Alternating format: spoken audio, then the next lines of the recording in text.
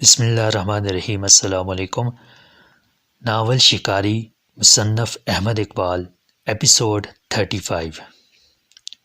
Truck بلاخر رک گیا اور مجھے اس خول سمیت گھسیٹا گیا جس کے اندر میں یوں بند تھا جیسے ریشم کا کیڑا کپڑے میں۔ قالین کو آگے پیچھے سے اٹھایا گیا تو میں کمان ہو گیا۔ قالین بھت سے نیچے گرا اور بیک وقت دو افراد نے ایک دوسرے کو حرام خوری کا الزام دیا۔ قالین کی کئی تہوں میں لپٹے ہوئے ہونے کے باعث مجھے چوٹ نہیں آئی تھی۔ کسی تیسرے شخص نے غرا کے کہا کہ یہ وردیاں نہیں، کاشانی قالین ہے، اور دوسری بار مجھے اٹھایا گیا تو اس نے درمیان میں سہارا فراہم کیا۔ میں نے کلوپترا کا تصور کیا جسے اسی طرح قالین میں لپیٹ کر شاہی دربار میں پیش کیا گیا تھا۔ قالین کو ایک کنارہ تھام کے جھٹکا دیتے ہیں کلوپترا لکڑی کے لٹھے کی طرح لڑکتی ہوئی عین شاہ کے قدموں میں پہنچی تھی اور اٹھ کھڑی ہوئی تھی، لیکن میرے ساتھ ایسا نہیں ہوا۔ چند منٹ بعد مجھے پوری احتیاط کے ساتھ فرش پر رکھ دیا گیا اور مجھے لانے والوں نے اجرت پر احتجاج کیا۔ وہ کرائے کے ٹرک ڈرائیور اور کلینر تھے جو 100 کے بجائے 200 کا مطالبہ کر رہے تھے۔ اتنا قیمتی قالین ہے بادشاہو، اپنے تو مونڈے بھی وزن سے ٹوٹ گئے ہیں، کچھ نکل آیا ہے، لتاں ڈنگیاں ہو گیاں جے۔ انہوں نے عاجزی سے دلائل اور فریاد کا سلسلہ دراز کیا تو انہیں دوسرا نوٹ بھی مل گیا۔ مجھے اسمگل کرنے والے اب جلد از جلد ان سے نجات پانا چاہتے تھے۔ کسی نے ٹھوکر مار کے قالین کو دھکیلا اور میں گھومنے لگا۔ آخری بال کھلتے ہی میں نے دیکھا کہ میں ایک کوٹھی کے برآمدے میں لیٹا ہوا ہوں۔ برآمدہ عقبی حصے کا تھا کیونکہ مجھے وہ سیڑھیاں نظر نہ آئیں جن کے سامنے ٹرک رکا تھا۔ مجھے اٹھانے والوں نے 3 زینے طے کیے تھے۔ کہیں نہ کہیں وہ دروازہ بھی ہونا چاہیے تھا جس سے گزر کے ٹرک اندر آیا تھا۔ اس برآمدے کے گرد لکڑی کا جنگلہ سا تھا جو خاصا پرانا اور بے رنگ تھا۔ اوپر چھت میں گول ٹیوب لائٹ کا روشن حلقہ تھا۔ میرے دائیں ہاتھ پر وہی شخص ریوالور لیے کھڑا تھا جس نے مجھے باتھ روم میں انجیکشن لگایا تھا۔ بائیں جانب کھڑا ہوا شخص فلموں اور کارٹونوں میں دکھائے جانے والے الادین کے طلسماتی چراغ کے جن کا نسبتاً چھوٹا ماڈل تھا، لیکن اس کے باوجود دیوزاد لگتا تھا۔ اس کا قد 6.25 فٹ کے لگ بھگ تھا اور وزن کسی صورت 350 پاؤنڈ سے کم نہ تھا، یعنی مجھ سے دگنا۔ وزن اور قد کی مناسبت سے اس کے جسمانی اعضاء بھی جناتی قسم کے تھے۔ مزید نفسیاتی تاثر کے لیے اس نے محض ایک جانگھیا پہننے پر اکتفا کی تھی، چنانچہ اس کا لق و دق، چٹان جیسا سینہ، مشک جیسا پیٹ، کسی رومن عمارت کے ستونوں جیسی ٹانگیں اور مگدر جیسے ہاتھ بہت نمایاں تھے۔ اس نے سر منڈوا کے خود کو تماشا بنا لیا تھا کیونکہ اتنے بڑے جسم پر اتنا چھوٹا سا سر بہت مزے کا خیز لگتا تھا۔ لمبی لمبی مونچھوں اور تھوڑی تک محدود داڑھی نے اسے بچوں کے لیے تو واقعی خوفناک بنا دیا تھا، مگر مجھے وہ بالکل کارٹون لگا۔ ریوالور والے کے اشارے پر وہ آگے بڑھا اور اس نے دانتوں میں دبے ہوئے خنجر کو ہاتھ میں تھام کے ایک وار سے وہ رسیاں کاٹ دیں جو میرے ہاتھوں اور پیروں کے گرد لپیٹی ہوئی تھیں۔ یہ بھی ڈرامہ تھا اور میں سمجھ گیا کہ یہ گوریلا محض نمائشی چیز ہے۔ اس کا بدن ٹھوس نہیں تھا، اس کے جسمانی غدود بچپن سے زیادہ فعال رہے ہوں گے، چنانچہ تھوڑا کھا کے بھی وہ بہت پھیلا تھا۔ اس جسمانی پھیلاؤ کو بیماری کہا جا سکتا ہے جو آدمی کو جن بنا دیتا ہے۔ گوشت کا یہ پہاڑ خوراک کا ذخیرہ نکلنے سے قائم تھا۔ جب اس نے میرے منہ سے کپڑا بھی نکال دیا تو میں نے ایک گہری سانس لی اور اپنے ہاتھوں پیروں پر رسی کے بل سے پڑ جانے والے نشانات کو ملا۔ پھر میں اٹھا۔ میرے جسم پر لباس کا ایک تار تک نہ تھا، چنانچہ میں کھڑا نہیں ہوا۔ ہیلو، میں نے ریوالور والے سے کہا، کیا دوسرا راؤنڈ یہاں ہوگا؟ آؤ گے میری طرح میدان میں؟ ریوالور والے نے مجھے گالی دی۔ دوسرا راؤنڈ تمہارے باپ سے ہوگا، اس کے لیے تمہیں قبر میں گاڑنا پڑے گا، میں نے کہا، میانی صاحب کے قبرستان میں۔ ٹائیگر، وہ دیوزاد سے مخاطب ہو کے بولا، اس کو سنبھالنا، میں اس کے کپڑے لاتا ہوں۔ وہ برآمدے کے ایک دروازے سے اندر چلا گیا۔ اندر کسی کمرے میں اسٹیریو بج رہا تھا، پھر کوئی عورت کھلکھلا کے ہنسی۔ میں نے اندھیرے میں آس پاس کی آبادی کا تعین کرنا چاہا، مگر تا حد نظر ویرانی اور تاریکی کے سوا کچھ نہ تھا، اور رات کا سکوت اتنا گہرا تھا کہ دور سے ایک مینڈک کے ٹرانے کی آواز بھی سنائی دے رہی تھی۔ ٹائیگر، میں نے کہا، یہ کیا نام ہوا بھلا؟ تمہارے ابا سرکس میں تھے کیا؟ بھونکنے کی ضرورت نہیں، ٹائیگر نے مجھے خونخوار نظروں سے گھورا۔ ٹائیگر میرے ایک کتے کا نام تھا جو خارش میں مبتلا ہوا اور پاگل ہو کے مرا، میں نے کہا۔ بالکل تمہارا ہم شکل تھا، اس کی روح تم میں سما گئی ہے شاید، تم غراتے بھی بالکل ویسے ہی ہو۔ مرو گی بھی ایسی ہی۔ بکواس بند کر، نہیں تو تھپڑ مار کے بتیسی ہاتھ وچ رکھ دوں گا، وہ مشتعل ہو کے بولا۔ چونکہ میرا مقصد ہی اسے مشتعل کرنا تھا، اس لیے میں نے کہا، ویسے بھی وہ دیکھنے کا تھا۔ بزدل اتنا تھا کہ بلی سے ڈرتا تھا، اور اس بلی سے نہیں جو شیر کی خالہ تھی، بلکہ وہ جو 900 چوہے کھا کے حج کو گئی تھی۔ تم بھی اس چوہے سے ڈرتے ہو، کیا نام ہے اس کا؟ دلاور۔ ٹائیگر نے مجھے غلیظ گالی دی اور آگے بڑھا۔ بے خیالی میں وہ مجھے نام بتا چکا تھا۔ گینڈے کے بچے، قریب آیا تو مکہ مار کے یہ ڈھول جیسا پیٹ پھاڑ دوں گا، میں نے اسے چیلنج کیا۔ وہ یکلخت مجھ پر لپکا اور اس کے حلق سے حقے جیسی آواز نکلی۔ میں بالکل تیار تھا، ابھی وہ مجھ تک پہنچا ہی تھا کہ میں گھٹنوں کے بل کھڑا ہوا اور میں نے اس کے پورے وجود کو دونوں ہاتھوں پر سنبھال کے سر سے گزار دیا۔ وہ اپنے ہی زور میں آگے گیا اور برآمدے کی دیوار سے ٹکرایا۔ دھماکے سے دیوار ہل گئی اور ٹائیگر کے حلق سے جو کرہ بلند ہوئی وہ بھینسے کے ٹکرانے سے مشابہ تھی۔ وہ 2 فٹ کی بلندی سے فرش پر گرا اور ساکت ہو گیا۔ یہ کیا ہو رہا ہے؟ دلاور نے اچانک دروازے میں نمودار ہو کے کہا۔ مجھے حکم ہے کہ بلا تعمل گولی مار دوں۔ ضرور مارو دلاور بھائی، میں نے ٹائیگر کی طرف دیکھ کے کہا۔ مجھ سے شرط لگا رہا تھا کہ سر کی ٹکر سے دیوار گرا سکتا ہوں۔ غنیمت ہے یہ جھوٹ تھا، ورنہ ابھی تم اندر ملبے میں دفن ہو جاتے۔ میں تمہاری بات کر رہا تھا۔ دلاور نے میرے کپڑے میرے منہ پر کھینچ مارے۔ اچھا، میں نے کپڑے کیچ کیے اور پہننے لگا۔ گولی میں ریوالور ہے؟ گولی میں ریوالور؟ لا حول ولا قوت، دماغ الٹ گیا ہے میرا۔ ابھی اگر قمیض کی جگہ پتلون اور پتلون کی جگہ قمیض پہن لوں تو کوئی تعجب کی بات نہیں۔ یہ بتاؤ میرا محسن کہاں ہے؟ تمہارا کون محسن ہے؟ ہم کسی محسن کو نہیں جانتے، زیادہ کامیڈین بننے کی ضرورت نہیں، دلاور چراغ پا ہو کے بولا۔ مگر مجھے یہ جان کر خوشی ہوئی کہ وہ محسن سے واقف نہیں۔ اس کا مطلب یہ تھا کہ محسن خیریت سے ہے، اور جب مجھے لایا گیا اس وقت تک وہ آیا ہی نہیں تھا۔ سوری مسٹر دلاور، میں نے کہا۔ اجازت ہو تو ایک بات پوچھوں؟ یہ مجھے اور میرے کپڑوں کو الگ الگ کیوں لایا گیا ہے؟ اس لیے کہ کپڑوں کے بغیر تم راستے میں کہیں فرار نہیں ہو سکتے تھے، دلاور بولا۔ میں نے نفی میں سر ہلایا۔ اگر میرے ہاتھ پیر بندھے ہوئے نہ ہوتے تو تمہارا اندازہ غلط ہو جاتا۔ میں بغیر کپڑوں کی میراتھن ریس لگاتا تو پوری انارکلی اور پورے مال روڈ پر سے گزر جاتا۔ اب لگاتے ہو شرط؟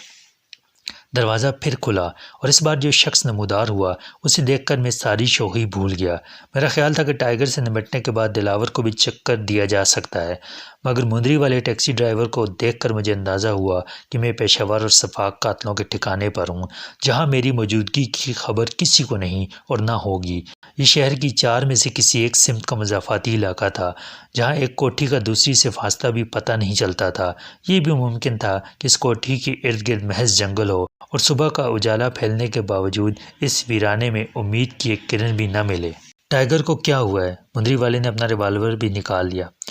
اس نے دیوار کو ٹکر ماری تھی، خود ٹوٹ گیا، میں نے کہا۔ اسی وقت ایک فائر ہوا اور میں غیر ارادی طور پر جھک گیا۔ میں یقین سے نہیں کہہ سکتا کہ مندری والے نے عمداً میرا نشانہ نہیں لیا تھا یا غوطہ مارنے سے گولی سیدھی نکل گئی۔ اس وقت مجھے ایسا ہی محسوس ہوا تھا جیسے مندری والے نے مشتعل ہو کر میرے سر پر گولی چلا دی تھی۔ میرے کانوں میں سائیں ہونے لگی۔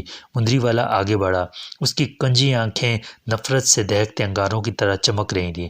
میرا خیال تھا ابھی وہ اسی رفتار سے 2 قدم اور اٹھائے گا، مگر اس نے اچانک اچھل کے میرے منہ پر پوری قوت سے تھپڑ مارا۔ میرا گال جلنے لگا۔ ٹائیگر نے کراہ کر کروٹ لی اور اٹھ بیٹھا۔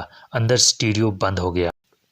چودھری دلاور کے سامنے اتنی ہی بات کرنا جتنی ضروری ہو، مندری والا بولا۔ چلو اندر۔ تھپڑ کے رد عمل کے طور پر میں اپنا ہاتھ اٹھاتے رہ گیا۔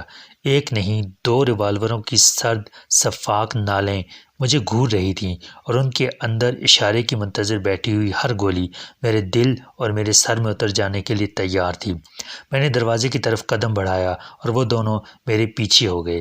یہ میرے لیے انکشاف تھا کہ چودھری دلاور وہ ہے جس کے سامنے مجھے اب پیش ہونا ہے، وہ نہیں جسے میں دلاور سمجھے ہوئے تھا۔ ٹائیگر نے میری بات کا غلط مطلب سمجھا تھا۔ وہ سمجھا تھا میں کوٹھی کے مالک کا نام پوچھ رہا ہوں اور اس کے آقا کو چوہا کہہ رہا ہوں۔ لکڑی کا پالش کیا ہوا بیرونی دروازہ پورا کھلا ہوا تھا۔ اندر کے جالی والے فلائی پروف دروازے کو دھکیل کر میں نے خود کو ایک خوابگاہ میں پایا جس کی تزئین و آرائش سے رئیسانہ ٹھاٹ باٹ کا پتہ چلتا تھا، لیکن اس بیڈ روم میں کوئی نہیں تھا۔ میں کمرے کے وسط میں رک گیا۔ سیدھے آگے چلو، دائیں جانب، مندری والے نے حکم دیا جو مجھ سے 4 قدم پیچھے تھا۔ میں نے دائیں ہاتھ کے دروازے کا پردہ ہٹایا اور ایک وسیع و عریض ڈرائنگ روم میں پہنچا۔ اس میں میر شرافت علی کے ڈرائنگ روم کی طرح نوادرات کا ذخیرہ تو نہ تھا، مگر قالین، فرنیچر، فانوس اور دوسرا سب سامان انتہائی بیش قیمت تھا۔ ڈرائنگ روم کا آخری حصہ کچھ دائیں جانب پھیلا ہوا تھا اور یہ کچھ انگریزی حرف ایل کی شکل بنتی تھی۔ چھوٹے حصے میں کھانے کی میز کے گرد کم سے کم 20 کرسیاں تھیں۔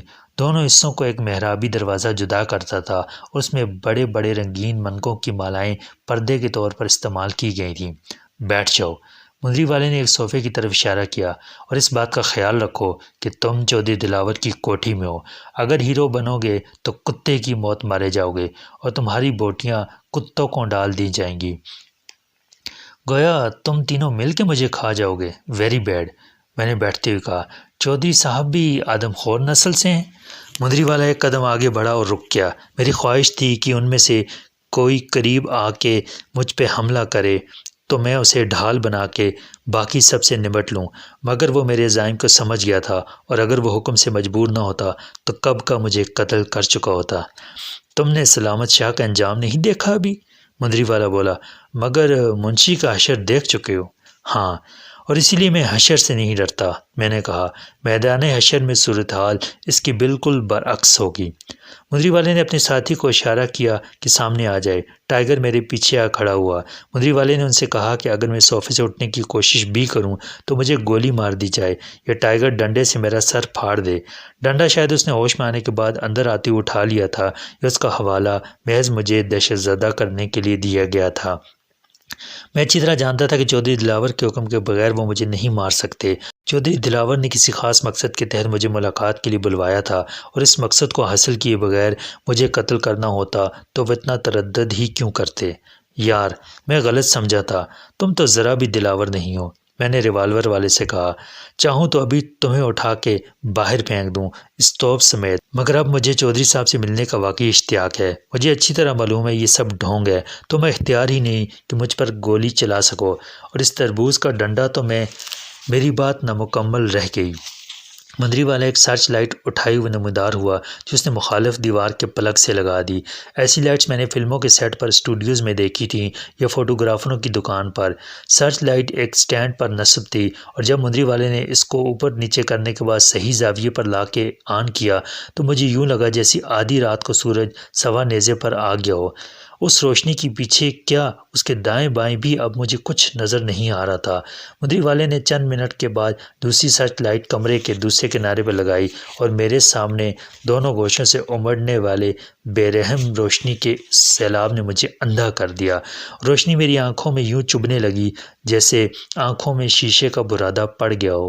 ان کی تمازت مجھے 15 فٹ دور تک محسوس ہونے لگی، اور اگرچہ کمرہ ایئر کنڈیشنڈ تھا مگر میرے جسم پر پسینہ اتر آیا۔ مجھے یوں لگا جیسے میں کسی سجے سجائے ڈرائنگ روم میں نہیں، لکو دک صحرا کی تپتی دھوپ میں تنہا ہوں۔ میں نے آنکھیں بند کر لیں۔ بس ایسے ہی بیٹھے رہو گے تو کچھ نہیں ہوگا، ایک اجنبی نے کہا جس کا لہجہ ٹھہرا ہوا، پر اعتماد اور واضح تھا۔ تم چودھری دلاور ہو؟ میں نے کہا۔ یا ان کے نقیب؟ میں ہی چودھری دلاور ہوں، وہ بولا۔ کیا تم نے کبھی میرا نام سنا ہے؟ دلاوروں کا نام تو اکثر سنا ہے، میں نے کہا، مگر تم صرف نام کے دلاور ہو، در حقیقت بزدل جو اندھیرے کی پناہ میں رہتا ہے اور روشنی سے ڈرتا ہے۔ کوئی چیز گولی کی طرح میرے سر سے ٹکرائی اور غائب ہو گئی۔ میں نے اس کی روشنی کو اس بحر ذخار میں کسی سیاہ چٹان کی طرح سایہ بن کے نمودار ہوتے دیکھا، اور یہ سایہ ایک لمحے کے 100ویں حصے کے لیے میری بند آنکھوں کے سامنے پھیلا۔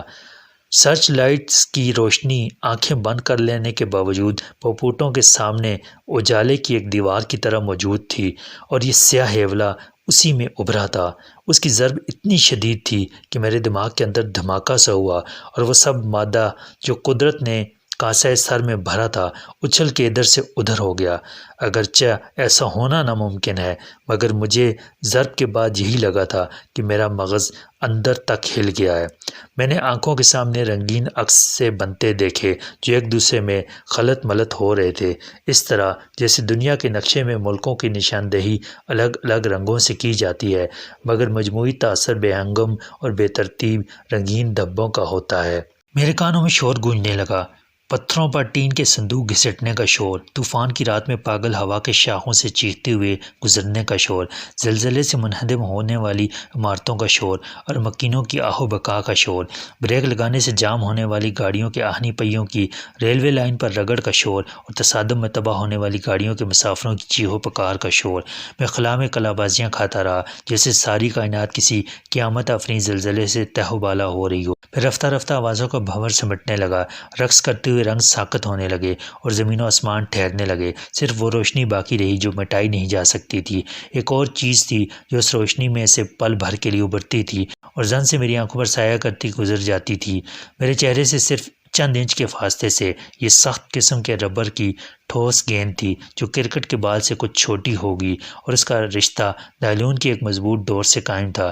روشنی کے پیچھے کوئی ہاتھ اس گیند کو مسلسل دائرے میں حرکت دے رہا تھا اور بال کے زور سے ڈور تنی ہوئی تھی۔ یہ دو متضاد قوتوں کا توازن تھا، ایک وہ جو بال کو دور پھینکتی اور دوسری وہ جو اسے ایک محدود دائرے سے باہر نہیں نکلنے دیتی۔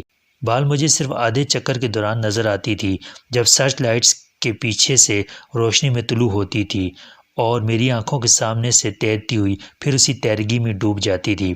بال کو گھمانے والا ہاتھ بڑا طاقتور تھا اور زبردست نشانے باز اور ماہر تھا کہ بعض اوقات گیند 6 انچ کے فاصلے سے گزرتی رہتی تھی اور یہ فاصلہ نہ ایک سوت کم ہوتا تھا نہ زیادہ، پھر اچانک گھٹ کر 2 انچ رہ جاتا تھا، لیکن میں سر کو پیچھے نہیں ہٹا سکتا تھا کیونکہ سر کے پیچھے صوفے کی پشت تھی۔ میں دیکھتا تھا کہ وہ متحرک گیند جس کی ضرب شاید باکسنگ کے عالمی چیمپئن کے مکے سے بھی زیادہ تباہ کن تھی، صرف 2 انچ دور ہے، اور اگر میں ذرا بھی ہلا تو میری ناک کا چورا ہو جائے گا یا میرے جبڑے ٹوٹ جائیں گے اور میری ایک طرف کے دانت جڑ سے اکھڑ جائیں گے۔ پھر اچانک بال کی گردش تھم گئی۔